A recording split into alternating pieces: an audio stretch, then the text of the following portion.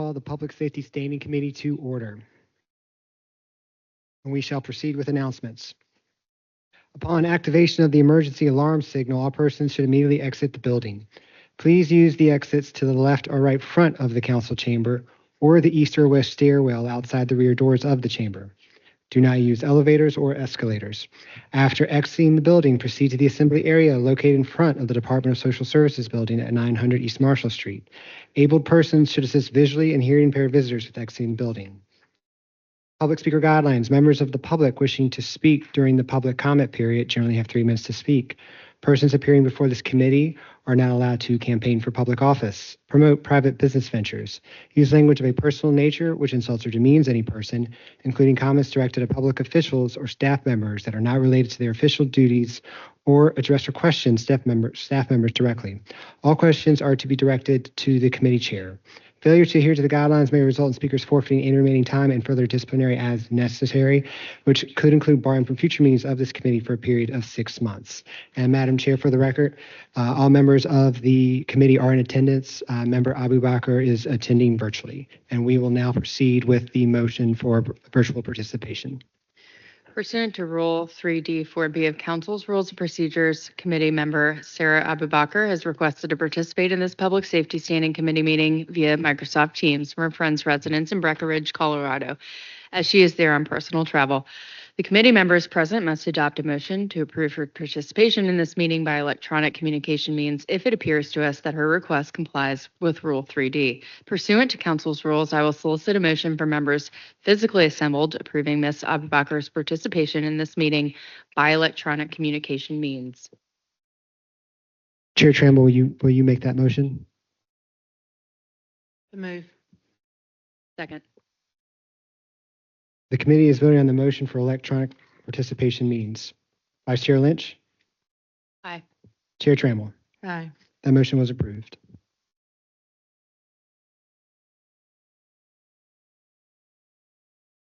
And we will now proceed with the public comment period. Is there anyone who wishes to address this committee regarding items not on today's agenda?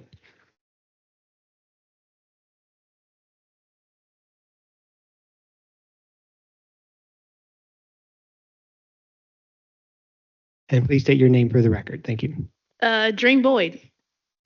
Peace. My name is Dream Boyd, and I'm a resident of the 3rd District. I'm a member of the Richmond Transparency and Accountability Project, here to express our concerns with racial discrimination in traffic stops. Back in December, maybe in 2020, I was stopped and it was raining outside. They handcuffed me and my brother. They searched the car. I told them not to. They did it anyway.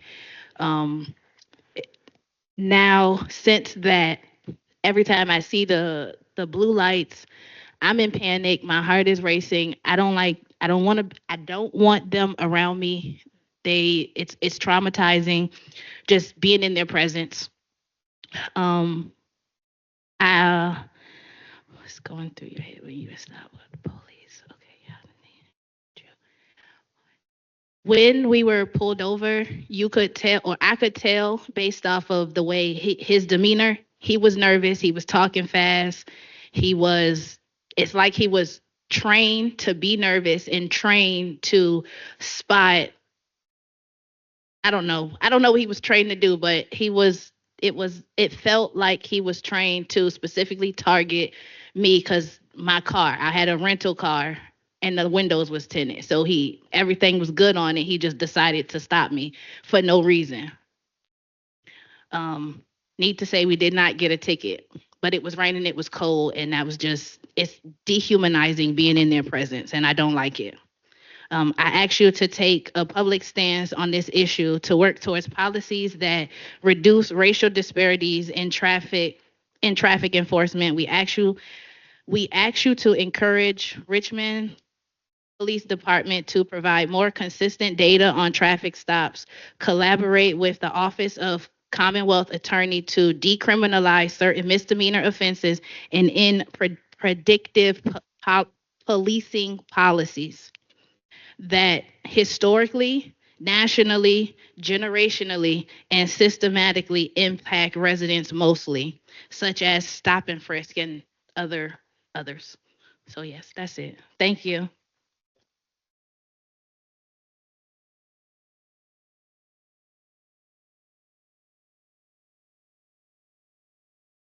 Good afternoon, members of the council. My name is Lauren McGarry. I'm a resident of the 3rd District and a member of the Richmond Transparency and Accountability Project, as well as an attorney. We're deeply troubled by the persistent racial disparities in traffic stops in our city. Data from the Virginia's Community Policing Act and RTAP, Our Streets RSA report, show a stark and disturbing trend.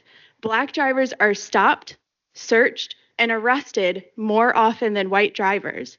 Approximately 43.75% of Richmond residents are Black and 41.8 are white. But according to Richmond's traffic stop data dashboard, Black drivers are nearly 4 times more likely to be arrested and searched than white drivers. This is not just a statistical anomaly, this is a pattern of systemic inequity. It's a reality that many Black Richmonders experience firsthand. I'd like to share just one example, an experience that echoes the story of so many others. Ms. Tricia Dutton's story was written in an amicus brief filed in the Fourth Circuit to fight racial discrimination in traffic stops. A few months ago, Ms. Dutton, a mother living in Gilpin Court, was pulled over in the middle of the afternoon. An officer came to the driver's side window. She was talking to the officer when she noticed another officer opened the passenger side door and was peering into the vehicle. She says, "I couldn't get a word out because I was in shock." The officer took her license to the police car for a while, then dismissed her without issuing a citation or explaining the reason for the stop. Baseless stops happen to a lot of people, especially Black people. Ms. Dutton says they consider the neighborhood a, quote, high crime area, but I feel like they still shouldn't have the right to stop you on a hunch. And she's right, they shouldn't and don't. These kind of interactions take an emotional toll on individuals, particularly Black people who feel that their lives are in constant jeopardy simply because of the color of their skin. When we talk about racial disparities in traffic stops, we're talking about real people, real pain, and the undermining of the dignity of our neighbors. We must ask ourselves, what can we do to change it? We ask that City Council take a public stance on this issue and work towards policies to reduce racial disparities in traffic enforcement. We ask you to encourage the Richmond Police Department to provide more consistent data on traffic stops, to collaborate with the Commonwealth Attorney to decriminalize certain misdemeanors, and end predictive policing practices that disproportionately impact Black residents, such as stop and frisk. As a city, we have the power to change this. We can make Richmond a city where all residents, regardless of race, feel safe and respected when they get into their cars. I urge you to act with urgency, to examine these racial disparities, and to implement concrete policies that will address the systemic issues that have plagued our city. Thank you.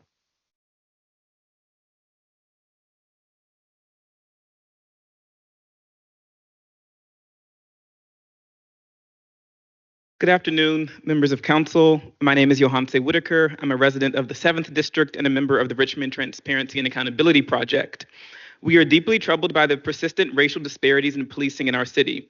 The evidence is overwhelming, and the personal stories that we hear from friends, family, and community members are heartbreaking. These disparities violate our shared values of fairness and justice. In a December 2024 Richmond Redevelopment and Housing Authority meeting, the police chief discussed that the Richmond Police Department had broken the city down into 29,000 microzones in an effort to target crime hotspots in the city. For those of you who might not be aware, microzones are only used for one purpose: predictive policing.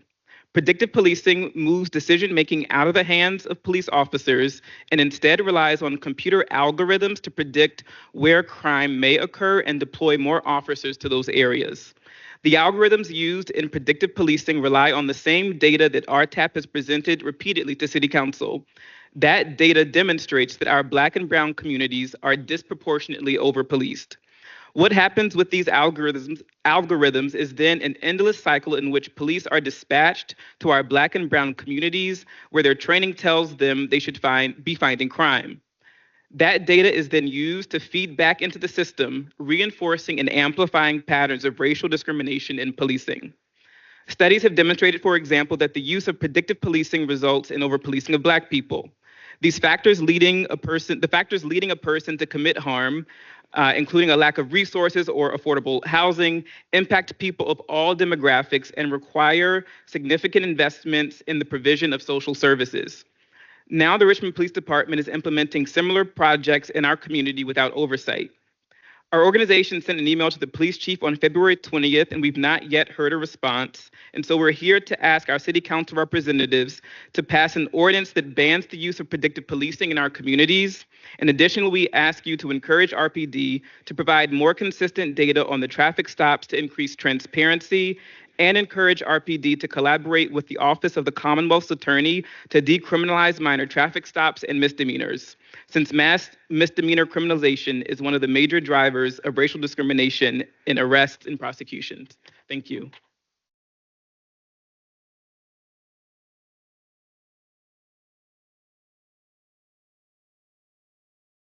Good afternoon, everyone. I am Kayla, representing the community of Richmond, Virginia. I am also with RTAP.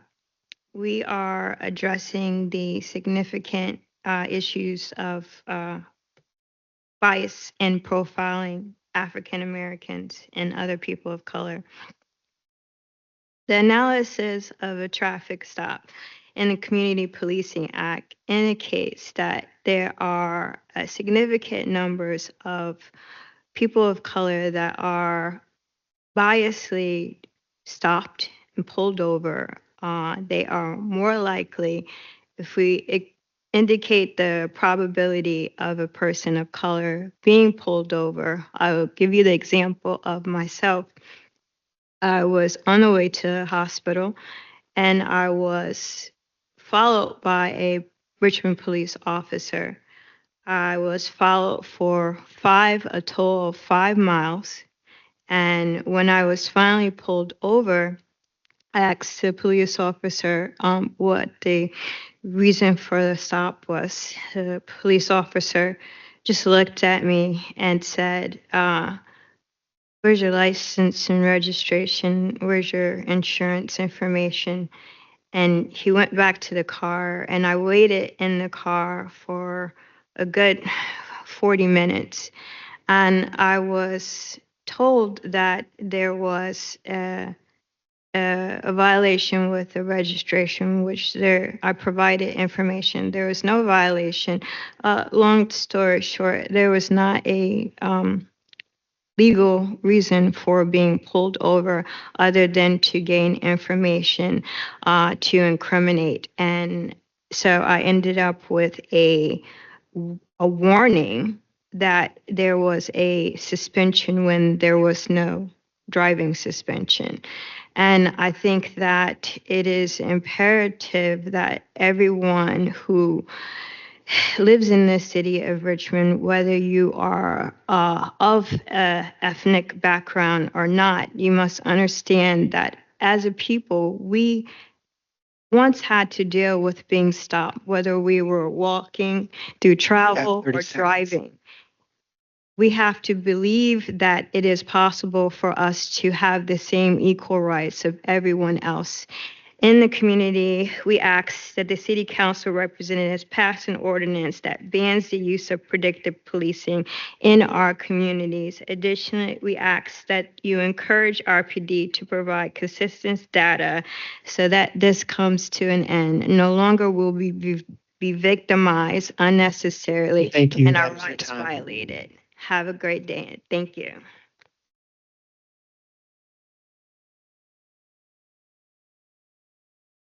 And Madam Chair, seeing no one else approach the podium, we had no one sign up to speak virtually during the public comment period. The public comment period is now closed. Back to the committee.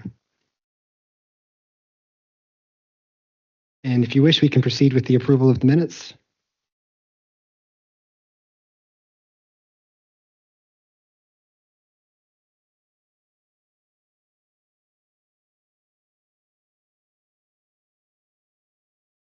We have accepted them. The minutes to be approved are from the January 28th, 2025 Public Safety Standing Committee meeting held at 1 p.m. If there are no amendments or corrections, then these meeting minutes will stand approved as presented. And these minutes have been approved. Thank you. we will now proceed with presentations. And the first presentation is regarding the Richmond Ambulance Authority 2024 Annual Report. And that'll be provided by Chip Decker, Richmond Ambulance Authority Chief Executive Officer.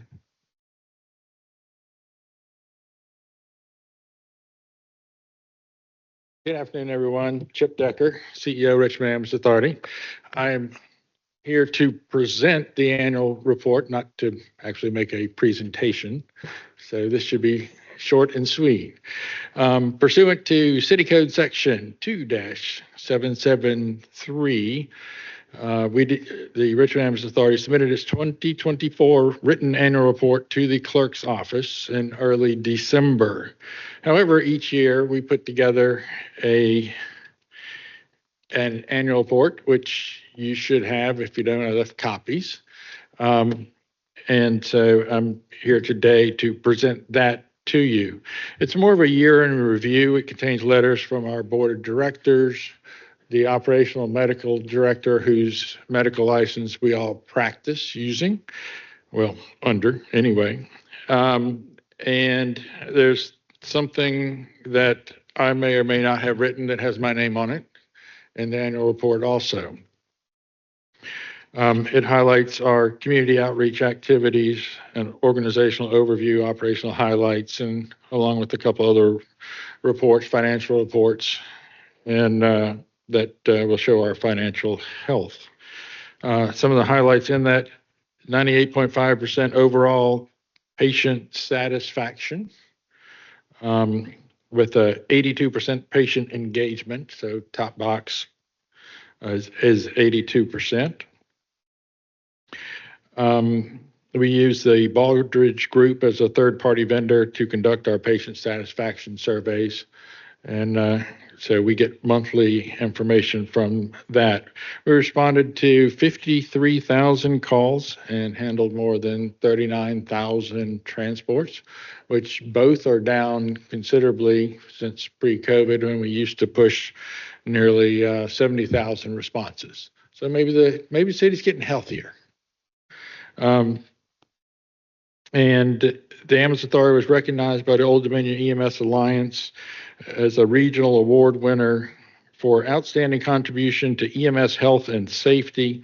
And we were selected for our initiative prioritizing physical and mental health of our EMS providers, including their well-being, resiliency, our Pause for Paramedics program, where we partner with the ASPCA, and our bystander support initiatives.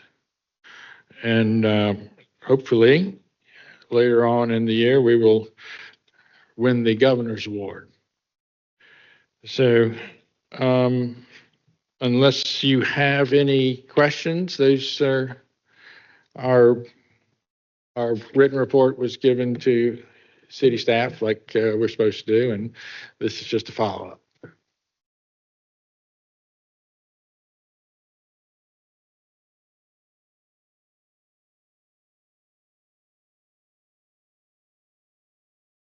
This is just more around the call center, and I understand this isn't particularly in your wheelhouse, but you have to respond and meet the needs of the folks that are calling in. Are you tracking the any of the dropped calls that you get that are transferred over from the call center?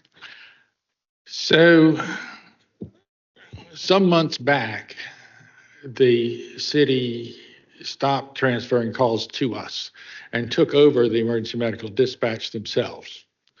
So Department of Emergency Communications now does all of that. So we don't get the caller anymore.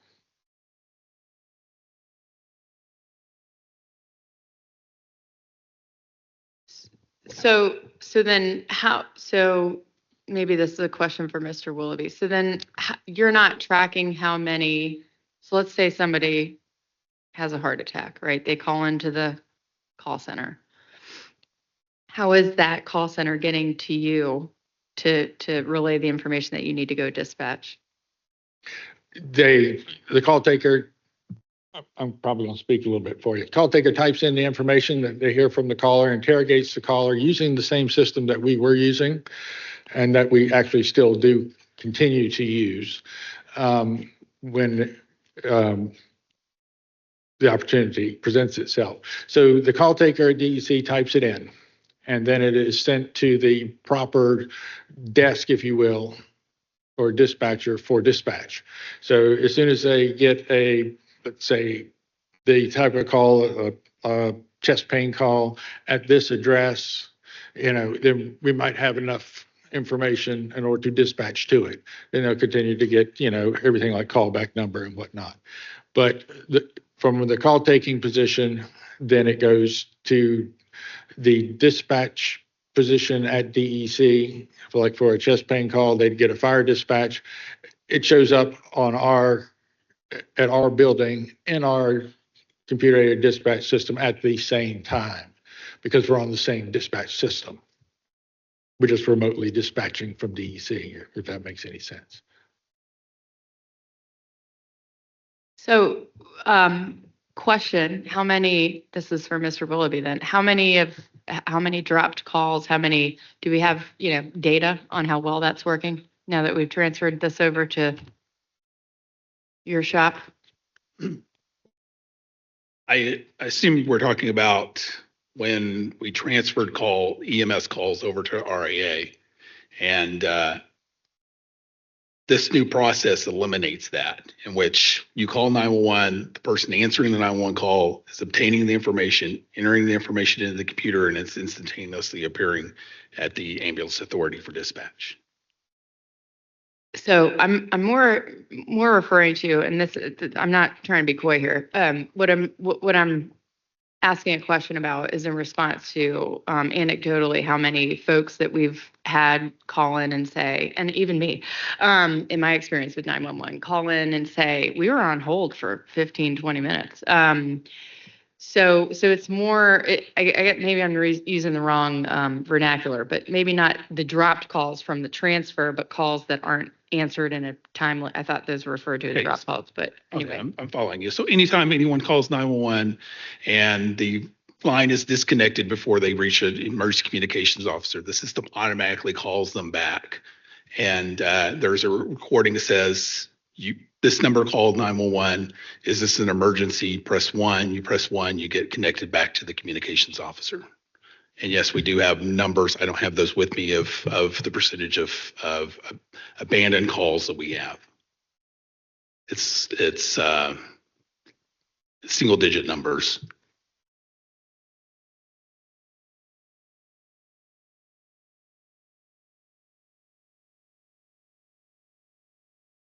And the move to transfer the call center over to is that typical? Do most localities do that, or what's like the best practice? There's two ways. It really just depends on who's doing it. The ambulance authority has historically done it for 30 some years. We are an accredited center of excellence in emergency medical dispatch. We're, if not the longest held accredited center in the country, we got to be in the top. There was an administrative decision by the last administration that adding us onto the line and having us take over the call was poor customer service. I think at this point, I think it's been going on long enough. It's time to revisit that, because it is an important aspect of getting the right response to the patient's condition. And so we are still an accredited center of excellence, and I look forward to resuming emergency medical dispatch in the near future. But I've got to sort that out. Chip, I know tomorrow morning we have a meeting at 9 a.m. I want to be discussing this. I've got the package right here that I got in the mail the other day, but I want to look into this. I'm not happy about this because I'm getting a lot of complaints from the Department of Emergency Communication. It is not their fault per se, because they have so many calls that they have to take, and then they get, the citizens get frustrated when they're asked all these questions, especially when they say, are they north, they south, where they're like, I don't know. Then they'd start asking more questions, and we know that minutes count, seconds count. When somebody's been shot, when somebody has been injured, or somebody is just hanging on for dear life, or in a crisis. But if we can take some of that away from that department and give it back to you, that's what we need to do, because like I said, I don't remember hearing, I don't think we voted on that. So how did that just happened? It just happened because it could happen. That's not right. That's not, that's leaving us out of a discussion that we should have had before this happened.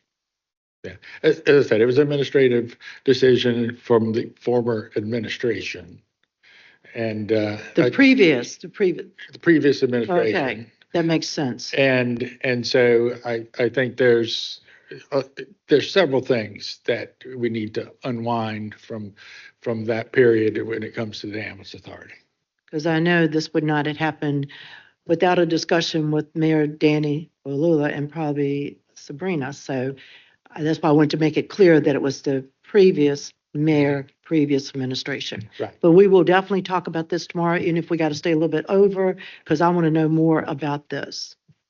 And I appreciate you bringing this up. Yeah. Go ahead, Stephanie. And I think what would be helpful, I don't know if this would be Mr. Willoughby or whoever can take this back, but now that we've had apparently some time under our belts to look at, to do some hypothesis testing here, if we can look at the data from when 911, when those calls were under your purview, and then look at this same, maybe a 6-month snapshot and a 6-month snapshot on the Office of Emergency Communications side, and look at some of those outcomes like timeliness of response, timeliness to dispatch, some of the key KPIs for an emergency call center. If we can look at those and compare those side by side and have that ready for our next meeting so that we can decision upon whether or not that really does need to be explored, but it needs to be a data-driven conversation. So I think having those data points would certainly be helpful in helping us move, make a decision either way. Thank you. That's good. Thank you, Joe. Thank you. Thanks for this. This is nice. Thank you. Yeah, I'm going to credit Laura with it. She's sitting right here and told me not to say that.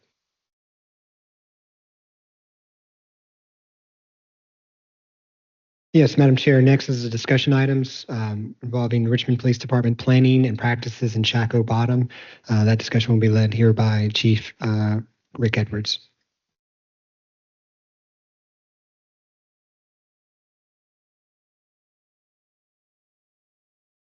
Good afternoon, Madam Chair. I'm Rick Edwards, Chief of Police for the City of Richmond. So before we get started in the presentation, I think it's appropriate for me to answer some of the questions that were mentioned by members of RTAP.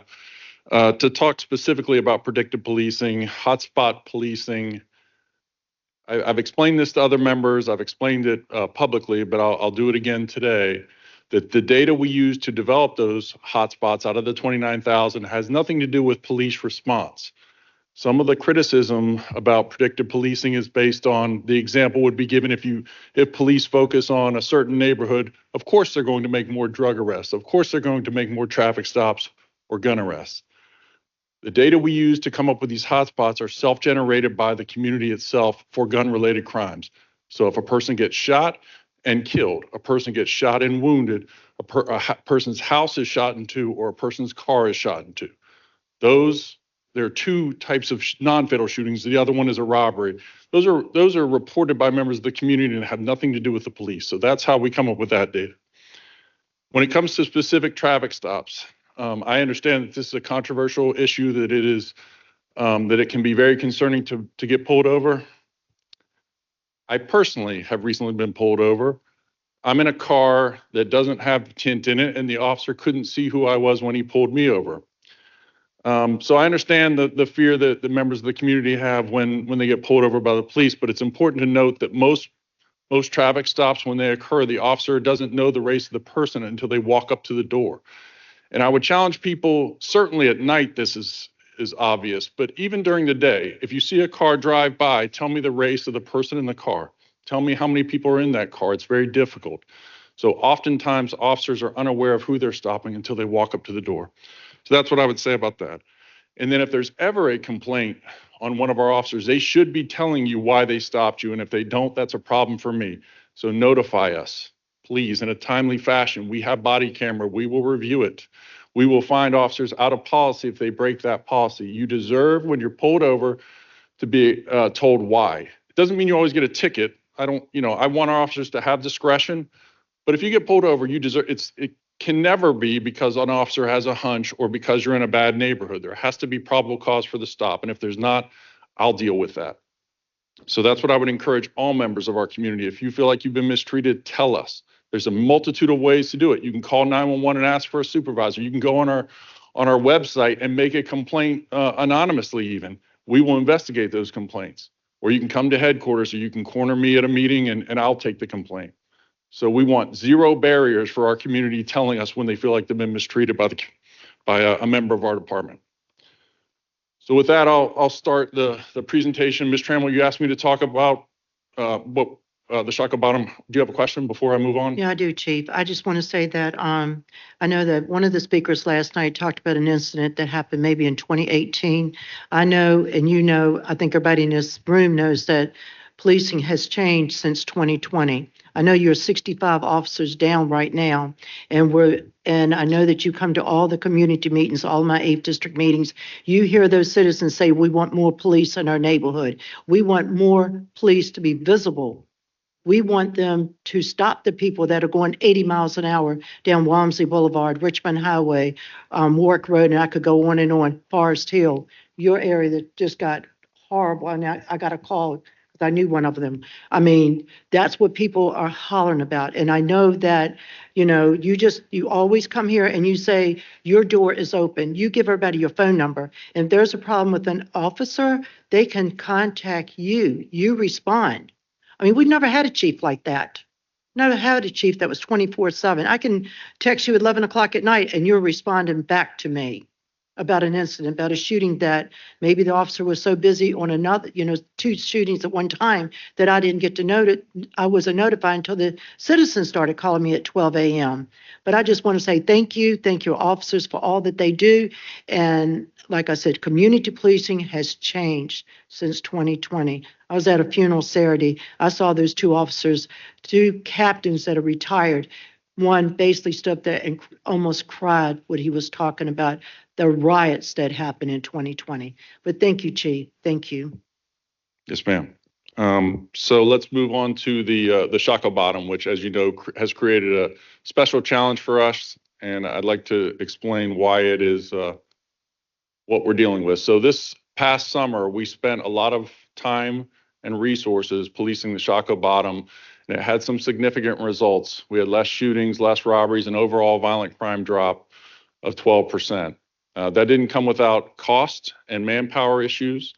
I mandated that all members of my command staff do tours of duty in the Shaka Bottom this summer. I did too. The members who are here did some as well. Even Deputy Chief Albert Stokes, who's not a sworn member of our department, put on a bulletproof vest and went down there so he could see what our officers see in the Shaka Bottom. The big challenge we're facing, and this has changed, is the sheer amount of guns that are stolen. If you look at the hotspot map there, that is where 26% of the guns in the city that are stolen out of almost always unlocked cars take place in the Shaka Bottom and the Shaka Slip. And you can see from 2014 how that has changed. Now, part of that is demographic shifts. We have seen more people living in the Shaka Bottom, but just look at how many guns from 2021 to 2022 are reported stolen in our city. 222 in 2022, 169 in 2023, and we had a reduction last year because of the amount of police attention we had but 139 guns were taken out of often unlocked cars in our city. And again, the same place, the Shaka Bottom. And so this is how the summer started. This is a video that's went viral on social media. Many of you have sent it to me and seen it, but I'll play it.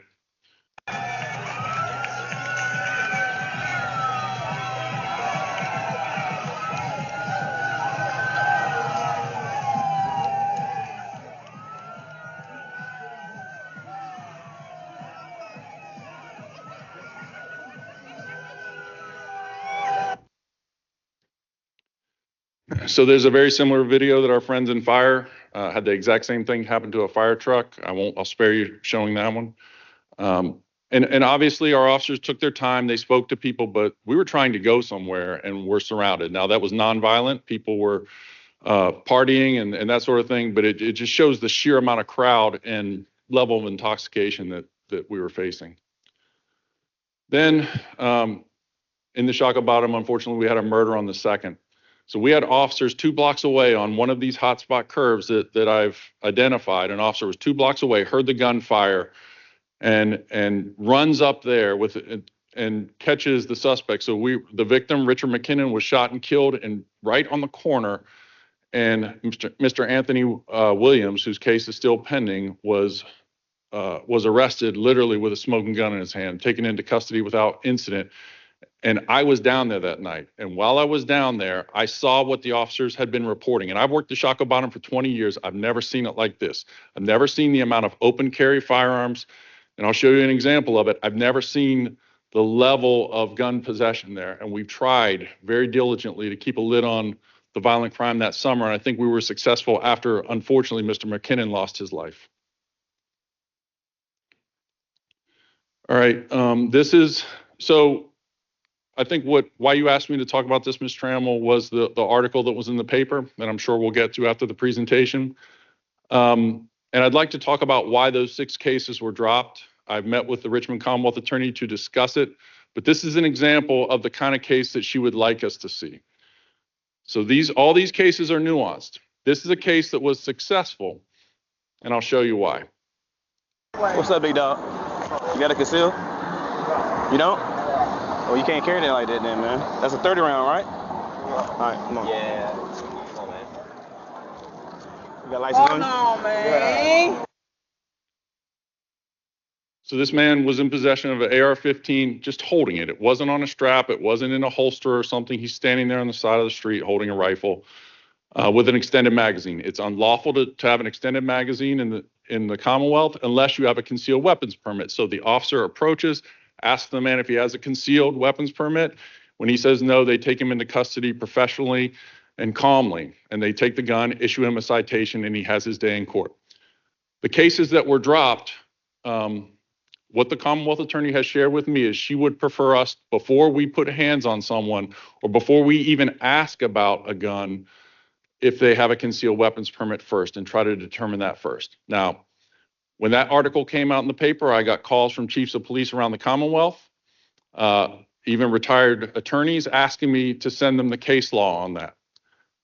There is no case law that requires that. That is simply what the Commonwealth Attorney has asked for our officers. We trained all of our specialized units to do that, but the officers that were involved in these particular cases are average patrol officers and didn't have that information. So we will work with the Commonwealth Attorney to try to do that in the future. But I must stress, when you're approaching a man like standing there with a weapon, well, that gentleman seemed perfectly nice and he was cooperative with us. We don't know how that's going to play out. The outcome of all of these cases are uncertain.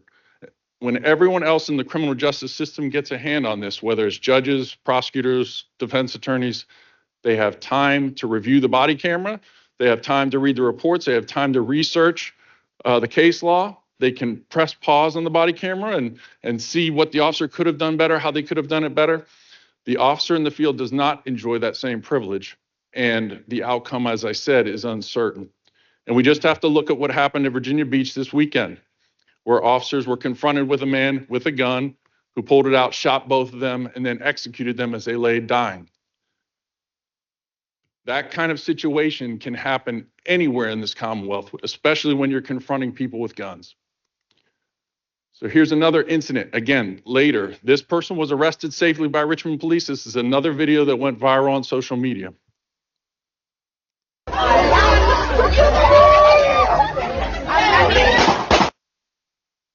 So you can see the blue lights in the background. Officers were rushing to the scene. There were people all around her. That was a young lady who was arrested. There were people all around her with firearms as well. So our ability to intervene in that process very quickly before someone else started shooting saved us, I believe, from potential violence. So now, ma'am, I'm happy to answer any questions you may have about the Shaka Bottom or anything else.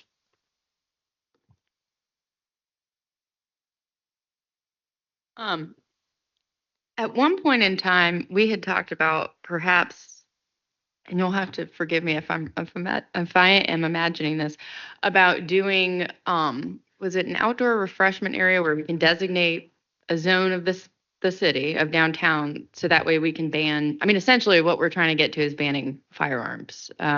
This is clearly, I mean, we know we've got multiple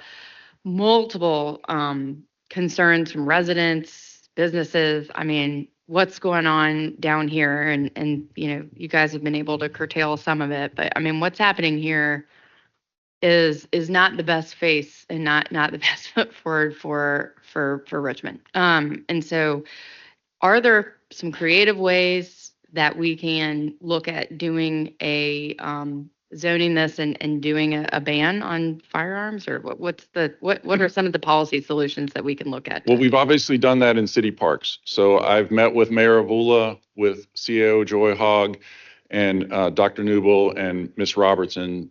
They both share parts of the Shaka Bottom to discuss if it's possible that a city code could, an ordinance. The challenge is that people live there now. It's not just businesses anymore. There are a lot of apartment buildings, but there might be a way to have a carve out for folks who have an ID saying they live there. But the concern for me is Friday, Saturday nights from probably 9 to 3 a.m., 9 p.m. to 3 a.m. If we could stop, because you didn't even see all of it. I could show you video after video. We see 50 guns in a month and probably 300 guns of people walking around that were lawful. They were open carrying. But the fear I have is that people who are smoking, in the case that was cited in the article in question, the person was smoking a joint and when he was approached by officers. So someone who's intoxicated on either marijuana or alcohol should not have possession of a firearm. That's my philosophy on it. And I think that we very luckily avoided a tragedy that, say, Birmingham had. Birmingham had 17 people wounded, 4 people killed in a very similar situation in their downtown entertainment district, and that's what concerns me. But I do think there is a possibility for legislation. The challenge will always be what happens in court.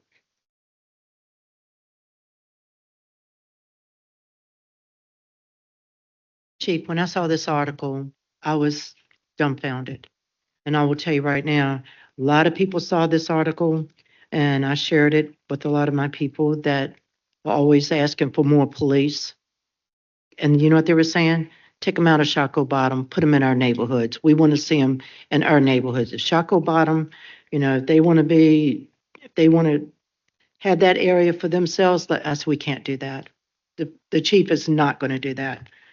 But, you know, it's kind of like, we're very fortunate that no officer has been killed. We're very fortunate that there has not been a lot more bloodshed down there. And I will tell you right now, when this came out, I got a lot of phone calls, a lot of emails, texts, where business owners and people that used to work down there no longer work down there because they fear for their life. Also, they were talking about a new apartment complex being built down there, which I haven't been over there yet, but, you know, to see it. But they were like, they're going to tell the people, do not rent down here. It is out of control. And there's not enough police officers, and security guards don't want to do it because they're afraid for their lives. So to me, I mean, I have some questions. I wrote them down the other day after seeing this and wondering what in the world was Judge Hicks thinking? Has he been down there? Has he did a ride along? Not to my knowledge. Not to your knowledge. And just a question too on, you know, some of it used to be where a lot of, you know, the partying, everything that happened inside those clubs, a lot of those clubs are shut down. So, I mean, from your perspective, are people just like going to the street to party and not actually go like pop-ups, like not actually going into the businesses, or like what changed? What changed in the last couple of years where you have all the spillover and activity into the street? Because it didn't used to be like that. You're right.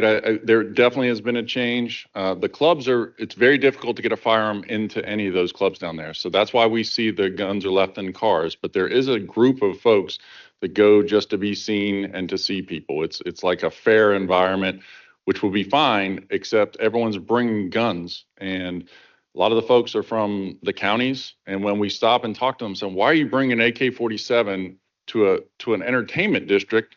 They say, well, I'm afraid. And I said, if you're so afraid, you shouldn't come. Like if you're so afraid that you've got to bring a assault rifle to an event, then you should stay home. The other big concern I have, and I know this is a project for the city, but the Shaco project is coming. That is going to be a national museum that we can all be proud of, and it's going to be right there. So we're going to need to address this effectively if we're going to have people from around the country come to visit what I believe is going to be a beautiful museum for our city. Chief, I have a question. I have a few questions. What is the history of the police enforcement in Shackley Bottom? Well, we've always had officers mandated to work overtime in the bottom. It's always drawn large crowds, as I said. So we've been doing that my entire career. And it used to be voluntary, so officers would fight to get on the details so they could work extra money to work the Shackley Bottom. Unfortunately, because of our staffing concerns, it's no longer voluntary. We're mandating it. We're working very closely with our union to ensure that it's done in a fair way so that everyone has a turn. As I mentioned, myself and my entire senior command staff does rotations through that so that we can all see what's going on and all take our turn down there. It's not desirable by any stretch anymore. It's fraught with all kinds of problems and criticism, not just from folks out there, but when they get to court, obviously. It's a challenge there. Yeah. Can you tell me more on the cases mentioned by this judge, Judge Hicks? The case That's in here, right? It's on the front page of the Richmond Times-Dispatch. So on the front page, which I guess that's more important than something else that's going on in our city. Go ahead. Well, the case that was cited was, as I mentioned, it was a man smoking marijuana. Officers approach him. He has like some kind of satchel around his waist, like some kind of purse. And the officer reported seeing a bulge in the purse. He asked the person if he smoked marijuana. He says yes. And then again, he asks if he has a gun in the satchel, to which he says yes. The gun is recovered. It has an extended magazine. It's a Glock firearm, and the person claimed to have a concealed weapons permit in that case. He didn't have the concealed weapon permit on him. He didn't have his driver's license on him, so he was cited for that. And that case was subsequently dismissed in court. Do you agree with Judge Hicks' comments? Why or why not? Well, I don't want to comment on anyone's comments, particularly a judge. Judges are unable to speak to the media or speak publicly about cases, so I think that would be unfair. But I'm committed to making our officers as well-rounded and legally astute as possible. We're getting all of them cutting-edge training. We're giving them the equipment they need to be successful. And I can tell you that again, as I mentioned previously, it's everyone else in the criminal justice system has that security and that time to figure out how an officer can make a mistake. And our criminal justice system works that way. So the officers need probable cause to make an arrest. A magistrate is another set to review probable cause. The Commonwealth Attorney's job is to review it, and the standard has to be, can they prove the case beyond a reasonable doubt? If they don't feel comfortable with that, they null pros the case. Then the judge can look at that and feel and make their determination. I'm committed to doing our part of the job. Okay, maybe I shouldn't have asked you that. Maybe I should save that question for him, because I want to invite him to come maybe to our next public safety meeting, because I would like to ask him some questions face to face, which I have no problem with that. How much training do officers receive in constitutional law? Well, obviously the Fourth Amendment is one of the pillars of what we do. It's America's protections on privacy, and our officers receive that training in the academy, and then they get it throughout their in-service training. And if you're a part of a specialized unit in Richmond, you get additional training. We bring the Commonwealth Attorney in, we bring the City Attorney's Office, and even the U.S. Attorney to help our officers learn the latest case law. But to look at the Fourth Amendment is not a monolith. It is, even the smartest lawyers in the country disagree on the nuances of these cases. So for someone to make a comment and say that every case is its own fact pattern and has to be judged as such. So they get a lot of training on that, and we're always looking to increase that. Okay, what is the cost of ensuring safety in Shockoe Bottom for residents and the business owners down there? Because I'm getting a lot of calls from them. Well, just looking at, we've had to mandate overtime. When I look at the summer overtime we spent in the Shockoe Bottom last year was $27,000 just in overtime. That doesn't account for the on-duty staff. So we have about 4 officers that we require to work overtime, and then there's maybe 7 or so, including supervisors, that are down there on duty that could be doing other things, but are spending their time on Friday and Saturdays during a 4-hour block in the bottom. And then when there's an incident down there, that ties up our officers from other areas because they have to go and be backup for the officers that are hollering Mayday or whatever. Yes, Okay, who funds the extra patrols in Shockoe Bottom? it comes out of my budget. Hmm? It's my budget for overtime. That's where you said the 27,000. Yes, ma'am. All right, how do we ensure the accountability among judges, public defenders, prosecutors, officers, and residents for street safety? Well, I'll speak about the police department. That, you know, again, I will mention that we are not perfect. The problem with policing is the problem with any entity, and that we hire from the human race. So when you have that, there will be mistakes. So to hold us accountable is very easy because we walk around with cameras on our bodies. So like I said, I encourage people, if they have a complaint, to do it in one of the myriad of ways they can do it. We're held accountable in court. I'm come before meetings like this for the public to answer, through you, to ask me any question they want. Once a quarter, I stand before the media and they get to ask me very tough questions. And I hold my officers accountable. So I think there's nobody that's been tougher on them when they step out of line than me, because nobody likes a bad police officer more than a good police officer.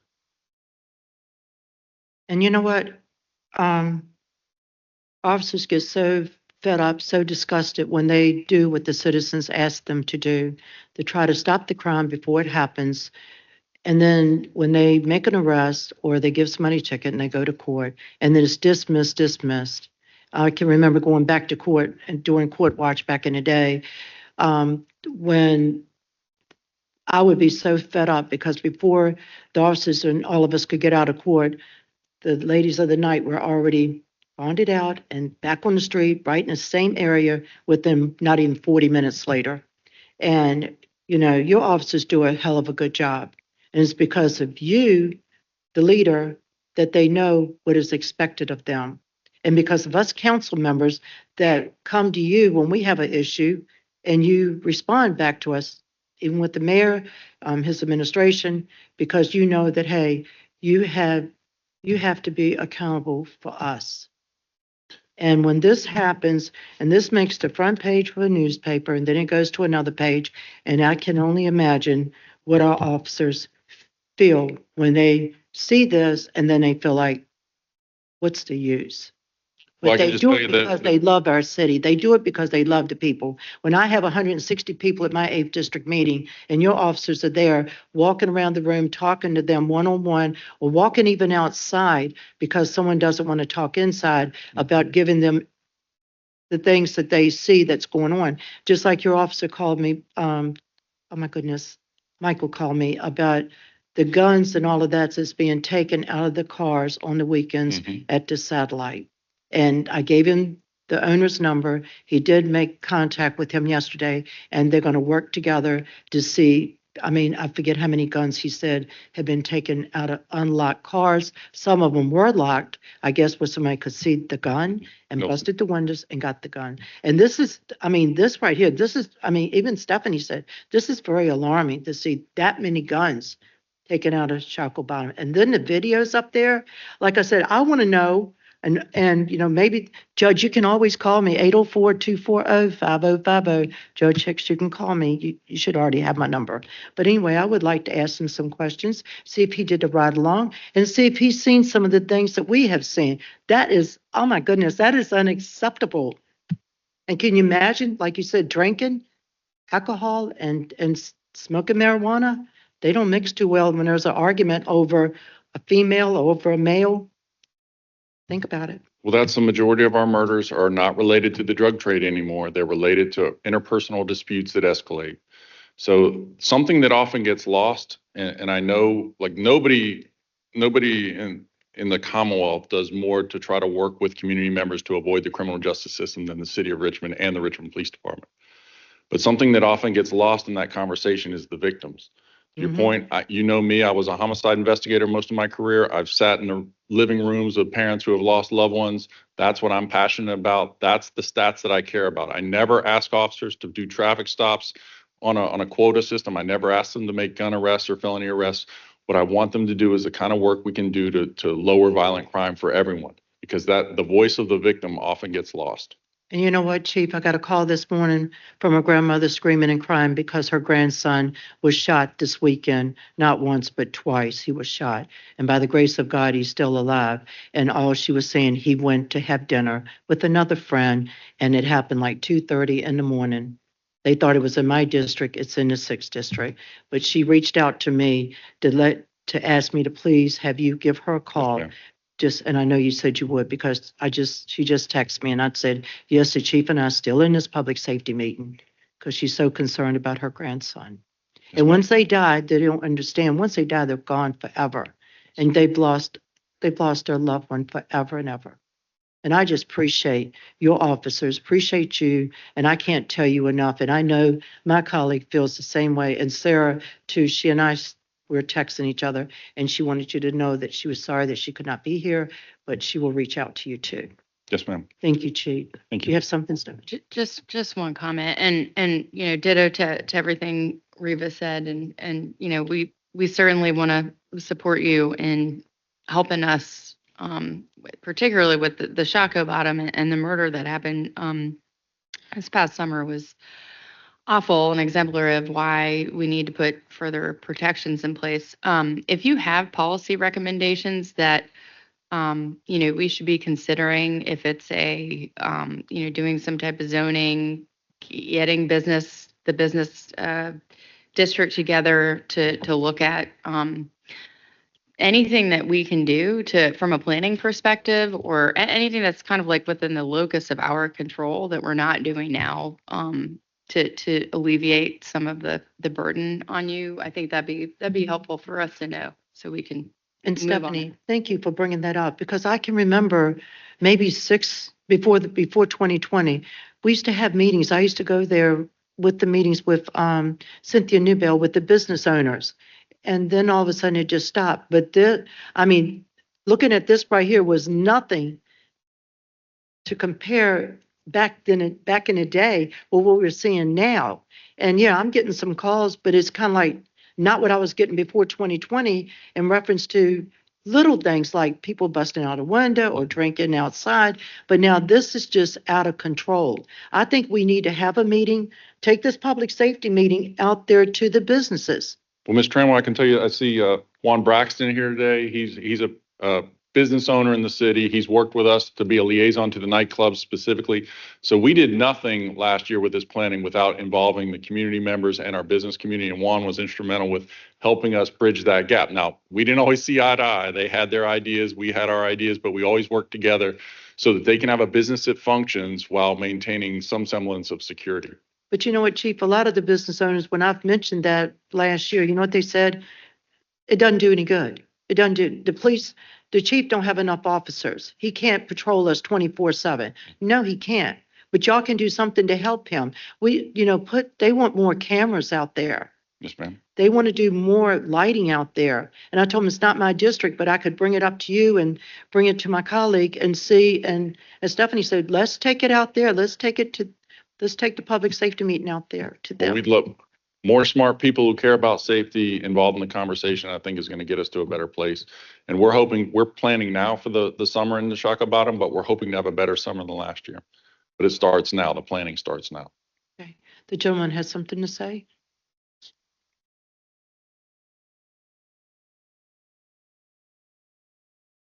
Hello, my name is Warren Braxton. I'm the criminal justice chair for the Richmond NAACP. I've operated businesses in Shockoe Bottom since 1998. From 2003 to 2015, I was a club operator. Late last spring, early summer, I got a call from some of the business owners down there. They was like, we need help. We need help bad. And I'm like, what's going on? They're like, these young guys are coming down here and just walking around with their guns. And the problem that presents is they kind of get the blame, but their customers not coming down there because they're scared to come in because you have, like you saw the video where guys are just walking around. So like how we did when we were young, we went and got our cars clean, got our system, turned it up and rode around. These guys going to get their guns and cleaning their guns and coming to Shockoe Bottom and show them off. So after I got the call, I called Chief. Chief was like, he's gonna take a look at it. He immediately called me back and said, let's talk, let's do something. I got with some of the business owners, and like Chief said, we didn't always see eye to eye. And with that, we didn't see eye to eye on what the border or perimeter should be because we want to be able to include parking. But every business owner that I've spoken to or that has been working through me wants police down there. They want the police to have a presence. They want them to have a border. And we want to discuss things with the city because I think Shockoe Bottom is a unique place and we try to police it or even govern it like it's somewhere like everything else. There's nothing in the city of Richmond like Shockoe Bottom. So it presents problems. The problem we have is when you get calls, you getting calls from individuals. Like either you're gonna get a call from a resident or you'll get a call from a business person. And the businesses, even you have to break down because you may have a developer, you may have a restaurant owner, then you may have a club owner. All these people have different interests, but every day, all these things come together. So we asked about what could we do? Maybe we could come up with a zone. I'm in total agreement. I would totally back that. I think Shockoe Bottom should be some sort of special entertainment district so that Chief can get the resources he needs. He can get the legislation he needs to kind of help him out because it's not fair to them to come and police things, but it's also not fair to the business owners that their regular customers are not coming to Shockoe Bottom right now. So, they're losing. Chief is, I commend him because he's totally operating, he doesn't have the staff that he needs. Shockoe Bottom is presenting a unique problem. So anything that the city could do to help Chief and help the business owners, I stand in total support of. Thank you. Sir, I want to thank you. And also, I think we should bring in the other two council members that represent that area, Ellen Robertson and Dr. Cynthia Newbell, and see what this committee and we can do together. Because like you said, the place is beautiful. It's unique, and we've got so many different things coming in there, and people are not going to come there when they fear for their life. Correct. Especially the regular customers that want to come there to patronize the restaurants and everything else that's happening in there. They're not going to come, especially when you see somebody walking around with a gun, AK-47, and you know that they've been smoking weed, they got some alcohol on them, and then they get in an argument. What happens? That bullet goes everywhere when they start shooting. Yeah, I operated clubs, nightclubs, hip hop clubs where, it's fighting, a lot of things going on. I did it for years. I don't think there's anybody in the city who's operated longer than I have. I don't like going to Shockoe Bottom. Yeah. I don't like going to Shockoe Bottom. So it's something, but it's a great opportunity for the city to take this problem and come up with a solution that long term will benefit everybody. Well, let's work together because Chief can't do it by himself. We can't do it by ourselves. We got to come together and work together so we can, let's get it back on track. That's right. Whatever you guys need. Thank you. Chief, you have something else? Anything else, ma'am? Thank you. Do you have Thank something, you. Steph? Thank you, Chief. And Madam Chair, the last item on today's agenda is the staff report.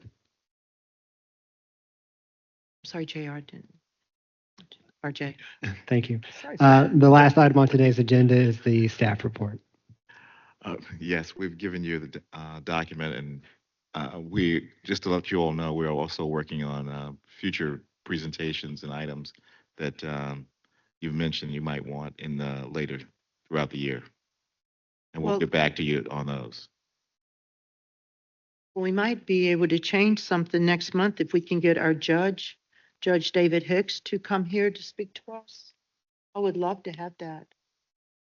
Maybe we can reach out to him and get him here at our next public safety meeting. Thank you. Thank you all. And then as two follow-ups from today's meeting, I jotted those down. you got those down. So the data from the Office of Emergency Communications and RAA, the call center lookbacks. And then next steps on the SHACO, maybe having a meeting with Chief and Sharon, and we're going to have to loop in our other council members, but getting Chief and Sharon together from planning to look at some options for SHACO. And also, Stephanie, I will bring it up to at the board meeting tomorrow in reference to what we spoke about, and then bring back the report next month. Does that sound okay, Chip? Okay. Thank y'all. Meeting is adjourned. Thank you.